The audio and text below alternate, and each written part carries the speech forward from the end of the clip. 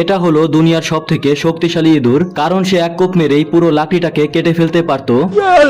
কিন্তু সেই ইঁদুরটার মা তার থেকে অনেক বেশি শক্তিশালী। সে গাছটাকে ঘুষি মেরে মেরে গাছের লাকড়ি বানিয়ে ফেলতে পারতো। এই জন্য ইঁদুরটা তার মাকে শক্তি দেখানোর জন্য আস্ত গাছকে মাটি থেকে উপড়ে ফেলে। এরপর বক্সিং শিখতে শুরু করে দেয়। তার এত শক্তি দেখে সবগুলো বিড়াল তার প্রেমে পড়ে তাকে পটানো শুরু করে দেয়।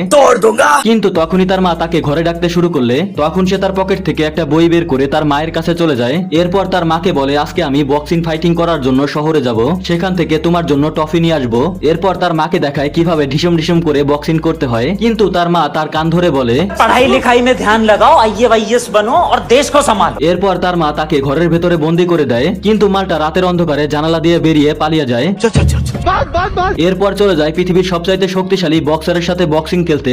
যদি পার্ট 2 দেখতে চাও তাহলে লাইক করে কমেন্টে পার্ট 2 লিখে দাও।